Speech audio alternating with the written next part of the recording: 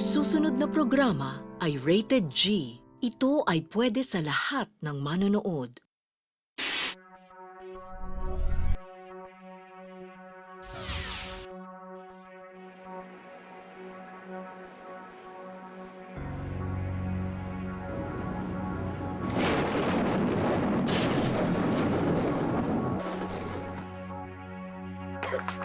Ang kulit mo kanina ka pa! Ano?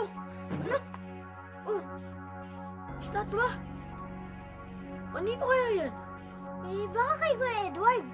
Oh, Bibot! Ito na ang sandwiches natin at may surpresa ako sa inyo. Ang tomato juice! Sarap yan. Kuya Edward, Oh, saan po galing ang estatwa niyan? ewan. Hindi ba sa inyo yan? Eh, hindi po eh. Sis, saan galing to? Macho.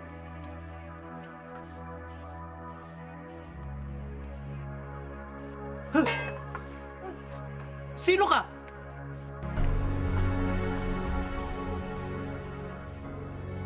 Ako si Machuete, isang prinsipe ng mga Aztec. Pinadala ako rito upang hanapin ang isang prutas. Prutas? Actually, gulay ata siya. Hindi niyo po sigurado kung gulay o prutas? Hindi eh. Pero gulay man iyon o prutas, napakalaga nito para sa aming sibilisasyon. Kaya hindi ako titigil sa paghahanap hanggang sa makita ko yun. Why not ampalaya? Why not munggo at kalabasa? Why not gatas at keso? Why not, why not? Why not ampalaya? Why not munggo at kalabasa? Why not gatas at keso? Why not, why not? Why not, why not? Why not, why not? Why not, why not? Why not? Why not?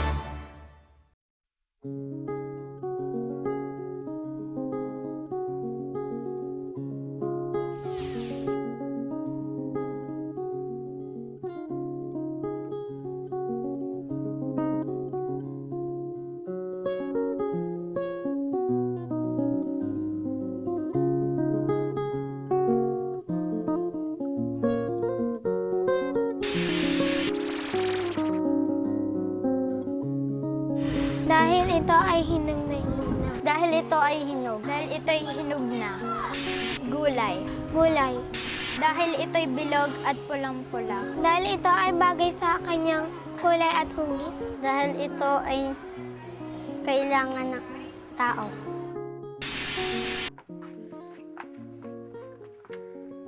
Eh, ano po ba yung gulay? Gulay na prutas na hinahanap nyo. Ang hinahanap ko ay Tan-tananan! tomato! Ang tomato ay nanggaling sa South America. Ayon sa mga mananaliksik, ang mga unang puno nito ay may maliliit na bunga na kulay green at matatagpuan sa Peru. Ang isang uri ng tomato, manilaw-nilaw at maliit, ay nadala ng mga manlalakbay sa Mexico, kung saan naroon ang aming sibilisasyon.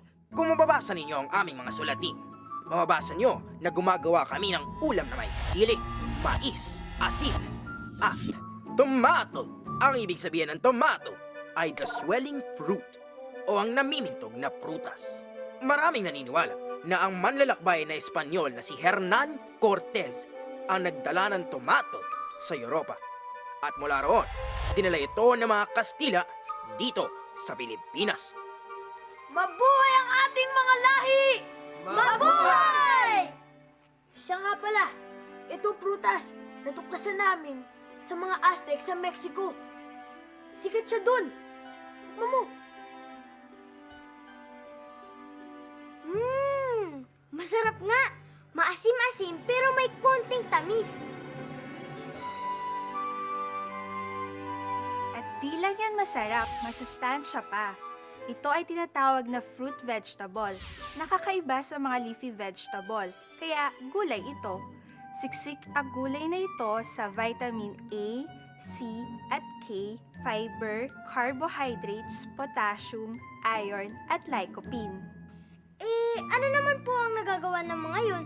Ang vitamin A ay tumutulong upang mapalinaw ang ating paningin, panlaban sa impeksyon at sa maayos na paglaki ng mga bata. Ang vitamin C ay tumutulong upang mapalakas ang ating resistensya laban sa sakit. Ang vitamin K naman ay tumutulong upang manatiling matibay ang ating mga buto. Pumipigil din ito sa pagkakaroon ng hemorrhage o pamumuo ng dugo sa loob ng ating katawan. Ang fiber ay kailangan para sa maayos at regular na pagdumi at nagpapababa ng kolesterol sa dugo. At ang carbohydrates ay nagbibigay sa atin ng enerhiya. Ang iron ay nagpapapula ng ating dugo.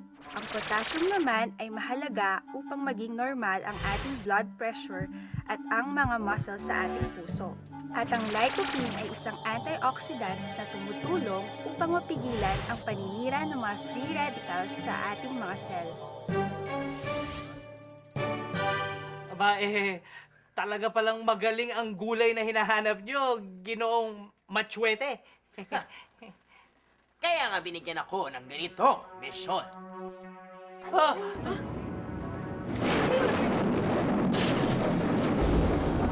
Cortez!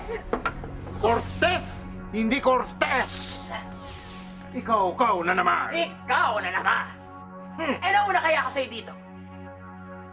Kung hindi nagkakamali ang hinala ko, hinap-hanap mo rin ang... Hinahanap niyo rin po ba ang... Bakit po?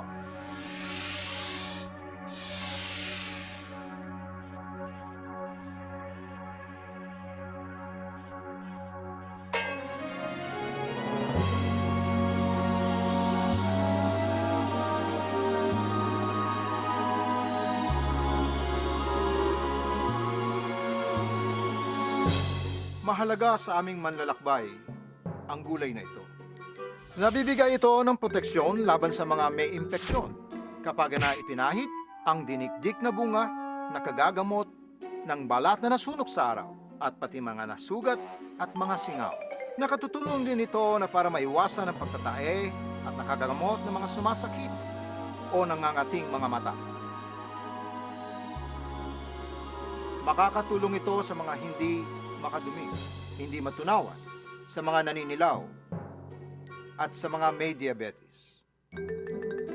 At kung kayo ay may sakit sa atay, nahihirapang makakita sa gabi, sobrang taba, o may urinary tract infection, makatutulong ang pagkain nito.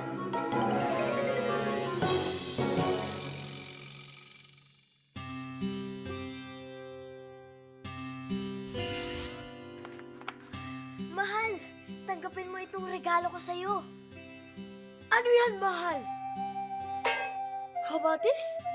Oo, masustansya to.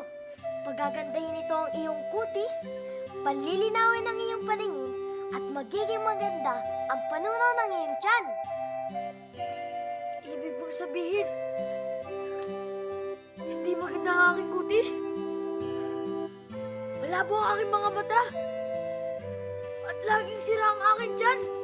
Naku, hindi. Ang ibig ko sabihin, Hindi! Hindi ang pala tingin mo sa akin. hindi, Irog. Ikaw ang pinaka... Hindi! Isa kang taksil! Naku, wag na nga. Ako na lang kakain itong kamatis at magtatamasa ng health benefits nito. Wag! Hintay! Nagpipiro lang ako. Sabay natin kainin ang kamatis!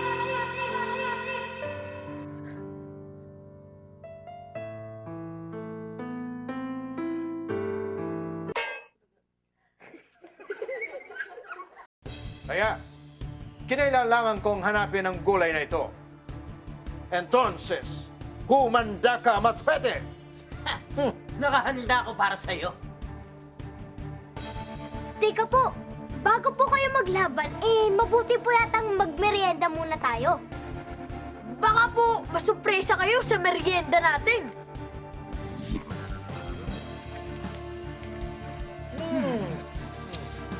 Nalalasahan mo ba? Nalalasahan ko.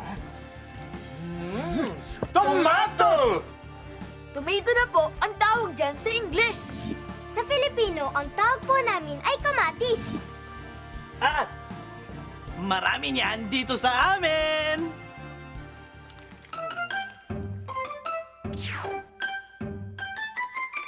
Ang kamatis ay madalas gamitin sa pagkaing Mediterranean, sa Italy, at sa Middle East.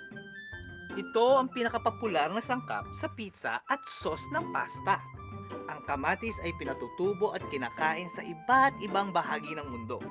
Nilalagay ito ng hindi luto sa salad o processed bilang ketchup, paste, at sauce.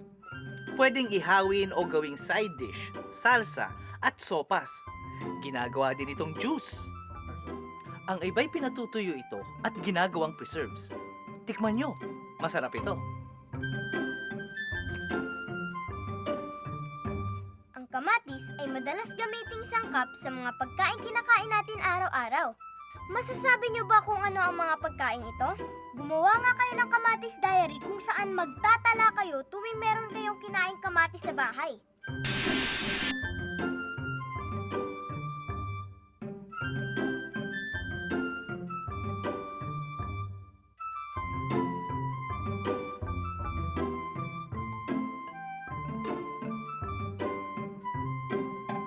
Ayon sa aking pananaliksik, ang kamatis daw ay nagpapakinis ng kutis at nagpapaganda ng kulay nito. Dahil ito sa taglay na vitamin C ng kamatis, nagpapatibay din ito ng buto. At dahil naman sa dietary fiber na taglay nito, nagpapasigla ito ng ating katawan. Mabuti ito para sa mga bata at patatanda. Kaya ugaliin kumain ng kamatis o mga pagkain may kamatis. Kapag pumipili ng kamatis, tiyakin na makinis ang balat nito at walang mga butas o batik-batik. Kailangan di gaanong matigas at di naman malambot. Ang hilaw na kamatis ay karaniwang green at ang hinog ay dilaw, orange, pula o halo ng mga kulay na ito. Kapag matagal pa bago gamitin ang kamatis, maaaring bumili ng green at pahinugin sa bahay. Ilagay lang sa isang lalagyang walang takip sa lugar na di maaarawan. Sa loob ng 3 hanggat 4 na araw ay mahihinog na ang mga ito. At tatagal ng 2 o 3 araw bago malamog. Pwedeng ilagay sa ref ang hinog na kamatis para lalong tumagal, pero mababawasan ng lasa ng kamatis kapag nilagay dito. Maraming masasarap na lutuin ang ginagamitan ng kamatis. Pero minsan, mahal ito. Lalo na kung hindi nito panahon. Anong gagawin natin? May paraan dyan.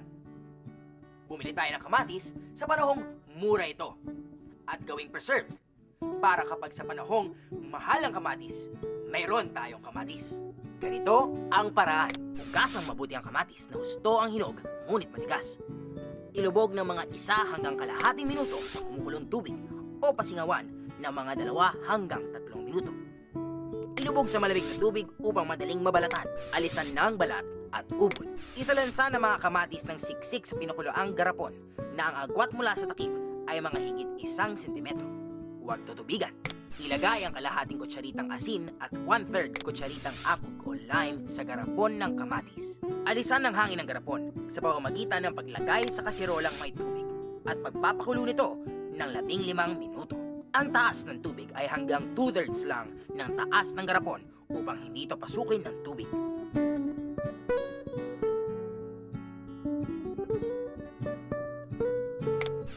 Sarahang mabuti ang garapon at pakuluan ng mga 35 minuto. Palamigin at itago. Subukan ninyong gawin ito. Kahit maraming mabibiling preserved na kamatis sa mga pamilihan, mas mura ito at walang preservative. Maraming salamat sa inyo, Pot V. Kuya Edward. Si, gracias sa inyo. Kung hindi nadadahil sa inyo, habang panahon na namin hahanapin ang gulay na yan. At habang buhay na kami maglalabanan. Wala naman pong hindi nalulutas sa mabuting pag-uusap. At sharing kahit ng kamatis. Oh! Nasaan si Kuya Edward? Bakit ako nasama rito?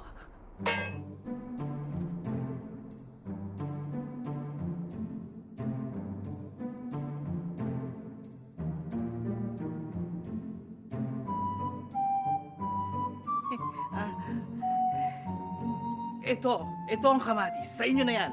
Sa inyo na yan. Pwede niyong itanim at paramihin. Madalas niyong kainin, ha? At tandaan, kumain ng sari-saring masusustansyang pagkain araw-araw. Ito ang daan tungo sa kalusugan! Ibalik niyo ako sa Pilipinas.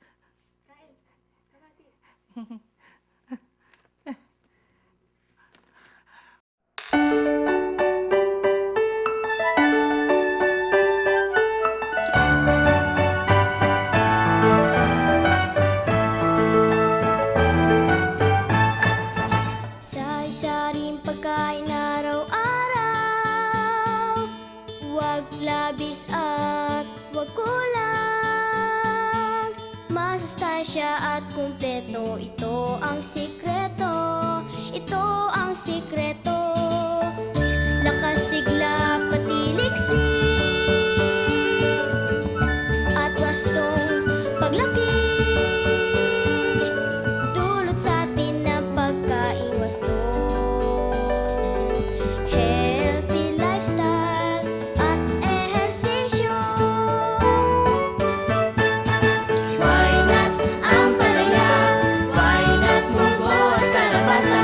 Why not gatas at keso? Why not, why not, why not?